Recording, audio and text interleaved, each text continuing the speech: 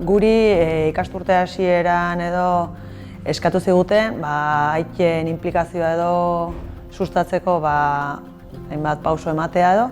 Adostu genuen, lehenengo deia beti aitari egingo geniola, hala egin dugu, gainaz egiten genuenean, formulario bat bete behar izan dugu, ea aitak ere zuzendu duen egoera edo amari deitzea eskatu digun, eta bueno, helduak gara eta aitek konpondu dute, egin beharrekoa beraiek egin dute eta inplikatu dira eta listo.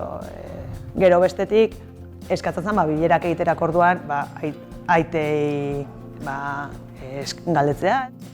Egi esan, igual ikasturte hasierako bileretara ama gehiago azaltzen die normalen. Baina gero bakarkako tutoretza bileratara aita asko azaltzen die, edo gehiago, lehen baino gehiago. Eta aitak bakarrik ere azaltzen die, tarteka, garai baten gertatzen etzan bezala. Eta nik ja urte batzuk bat ditut eta hasierako urtetatik oraina nabari da gizartean ematen den rol aldaketa horrek eskoletan ere eragina badula. Eta aitek zaintzan duten parte hartze hori ere handiagoa dela, arlo guztietan. Eta orduan eskolan ere nabaritzen da.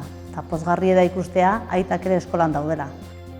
Berdintasuna ez da iritsi, ez handik asko falta zaigu. Eta orduan bai, jarraituko dugula eta pixkanaka lortzen joango tegean gizartean bezala, baina handik bide luzea dagoela egiteko. Errealitatea da gizarte honetan, gaur egun oraindik emakumezkoak direla gehienak lan murrizketak eskatzen dituztelak, orduan etxean ordu gehienak ematen dituztenak.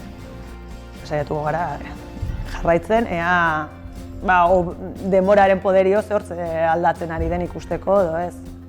Poliki da denon arten proiektu amankomun bat. Eta herri mailan ere indar gehiago dauka. Hezkuntza bakarrik ezin du. Eta herri gehiago sartzen badie saski hontan hobeto. Eta denen artean pixkanaka lortuko dugu.